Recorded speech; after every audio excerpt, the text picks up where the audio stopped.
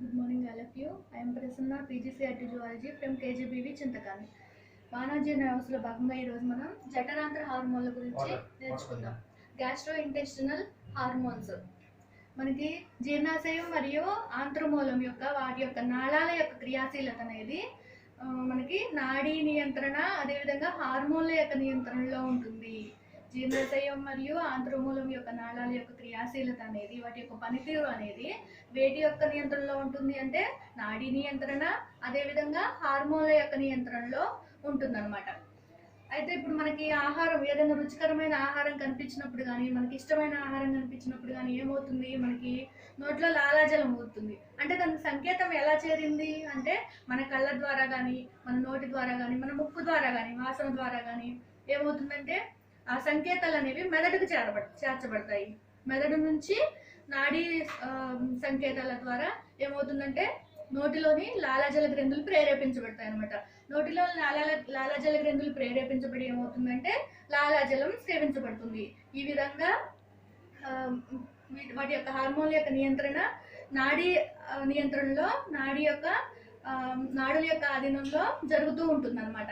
అదేవిధంగా ఇవే కాకుండా జఠర రసం యొక్క స్రావాల యొక్క నియంత్రణ కూడా నాడీ ఆధీనంలో జరుగుతుంది. అదేవిధంగా జీర్ణరసాలు ఉంటాయి కదా, జీర్ణరసాల ఉత్పత్తి ఆంత్రరసం యొక్క ఉత్పత్తి కూడా నాడీ నియంత్రణలోనే జరుగుతుంది. అదేవిధంగా హార్మోన్ల యొక్క నియంత్రణలో కూడా జరుగుతుంది అనమాట. ఆహార నాళం యొక్క గోడల్లో ఉండే కండరాల సంకోచ వ్యాకోచాలు కూడా నాడీ నియంత్రణ నాడీ ఆధీనంలో జరుగుతాయి.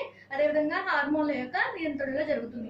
ఇవే కాకుండా జీర్ణరసాలు జఠర రసం మరియు ఆంతరరసమే కాకుండా మనకి వాటి యొక్క గోడల్లో కొన్ని లోకల్ హార్మోన్స్ కూడా ఉంటాయి అన్నమాట. ఇవి కూడా జీర్ణరసాల యొక్క ఉత్పత్తిని ప్రేరేపిస్తూ ఉంటాయి. అవేంటో ఇప్పుడు చూద్దాం. లోకల్ హార్మోన్స్ లేదా వాటినే జఠరాంతర హార్మోన్లు అంటారు. ఈ లోకల్ హార్మోన్స్ ఏమంటారు?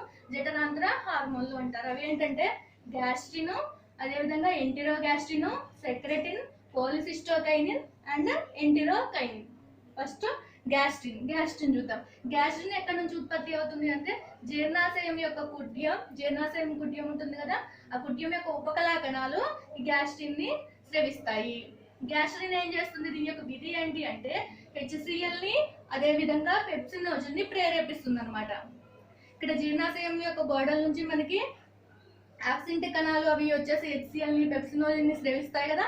ఆ పెప్సినోజన్ మరియు HCl ని ఏం ప్రేరేపిస్తుంది అంటే గ్యాస్ట్రిన్ ప్రేరేపిస్తుంది, అంటే క్రియావంతం చేస్తుంది అనమాట ఈ రెండింటిని. అదేవిధంగా ఎంటిరోగ్యాస్ట్రిన్ వచ్చేసి మనకి ఆంత్రమూలం ఉంటుంది కదా, ఆంత్రమూలంలోని ఉపకళా కణాలు వచ్చేసి మనకి ఎంటిరోగ్యాస్ట్రిన్ ని స్రవిస్తాయి. ఎంటిరోగ్యాస్ట్రిన్ ఏం స్రవిస్తాయి అంటే ఆంత్రమూలంలోని ఉపకళా కణాలు ఎంటిరోగ్యాస్ట్రిన్ ని స్రవిస్తాయి.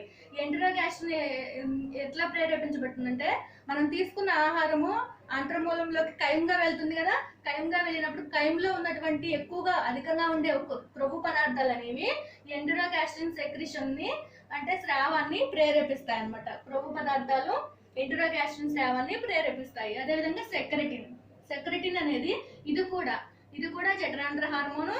ఇది ఆంత్రమూలంలోని ఉపకళా కణాల ద్వారా స్రవించబడుతుంది. సెక్రెటిన్ కూడా ఆంత్రమూలంలోని ఉపకళా కణాల ద్వారా స్రవించబడుతుంది అనమాట. ఇదేం చేస్తుందంటే క్లోమం ఉంటుంది కదా, క్లోమంలో వచ్చేసి మనకి ఎసినై అనే లోబ్స్ ఉంటాయి. క్లోమం యొక్క స్ట్రక్చర్ మనం చూసుకున్నట్లయితే అడ్డుకోతుంది. దీంట్లో ఎసినై అనే ఈ విధంగా లోబ్స్ ఉంటాయి. వీటిని ఎసినైని ప్రేరేపించి ఏం చేస్తుందంటే నీరు మరియు బైకార్బోనేట్లు కలిగిన క్లోమరసం అధికంగా స్రవించేటట్లు ప్రేరేపిస్తుంది అనమాట. నీరు బైకార్బోనేట్లు అధికంగా కలిగిన క్లోమరసం స్రవించేటట్లు ఈ సెక్రెటిన్ అనేది క్లోమాన్ని ప్రేరేపిస్తుంది. అదేవిధంగా కోలిసిస్టోకైనిన్ అండ్ ప్యాంక్రియోజైమిన్ ఇవి కూడా ఎక్కడ ఉంటాయంటే ఆంత్రమూల శ్లేష్మ స్తరం నుంచి స్రవించబడతాయి. కోలిసిస్టోకైనిన్ అండ్ ప్యాంక్రియోజైమిన్ కూడా ఆంత్రమూలం యొక్క శ్లేష్మ స్తరం నుంచి స్రవించబడతాయి. ఇవేం చేస్తాయి అంటే క్లోమంపై పనిచేసి ఎంజైమ్స్ అధికంగా ఉండే క్లోమరసం స్రవించడానికి తోడ్పడతాయి. క్లోమంపై పనిచేసి క్లోమగ్రంథిపై పనిచేసి ఎంజైమ్లు అధికంగా ఉండే క్లోమరసాన్ని స్రవించేటట్లు ప్రేరేపిస్తాయి అన్నమాట. అదేవిధంగా పిత్తాశయాన్ని మనకి గాల్ బ్లాడర్ ఉంటుంది కదా, కాలేయం వంపులో పియర్ షేప్ లో ఆ పిత్తాశయాన్ని సంకోచింపజేసి వాటి యొక్క కదలికల ద్వారా పైత్య రసం విడుదలను ప్రేరేపిస్తాయి. కోలిసిస్టోకైనిన్ అండ్ ప్యాంక్రియోజెనిన్. అదేవిధంగా ఎంటిరోకైనిన్, లాస్ట్ అండ్ ఫైనల్ ఎంటిరోకైనిన్. ఎంటిరోకైనిన్ కూడా ఎక్కడ ఉంటుందంటే ఆంత్రమూల శ్లేష్మస్తరం ఎంటిరోకైనిన్ యొక్క విడుదలని ప్రేరేపిస్తుంది అనమాట. ఆంత్రమూల శ్లేష్మస్తరం నుంచి ఎంటిరోకైనిన్ రిలీజ్ అవుతుంది. ఇక్కడ ఇది ఏం చేస్తుందంటే సక్కస్ ఎంట్రికస్ యొక్క స్రావాన్ని ప్రేరేపిస్తుంది అనమాట. సక్కస్ ఎంట్రికస్ యొక్క స్రావాన్ని ప్రేరేపిస్తుంది. ఇది అధికంగా స్రవించడాన్ని ప్రేరేపిస్తుంది. ఆంత్రచూషకాలు అనేవి విల్లీకైనిన్ స్రవిస్తాయి. ఆంత్రచూషకాలు విల్లీకైనిన్ స్రవిస్తాయి. ఇది ఏం చేస్తుందంటే ఆ చూషకాల యొక్క కదలికలను ప్రేరేపించి శోషణను అధికం చేసేటట్లు చేస్తుంది అనమాట. ఆంత్రచూషకాల యొక్క కదలికలను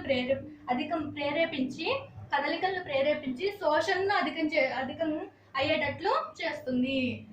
ఆహార పదం అయ్యేటట్లు చేస్తుంది. ఈ విధంగా జఠరాంత్ర హార్మోన్ల యొక్క విధులు ఉన్నాయన్నమాట. Okay, thank you.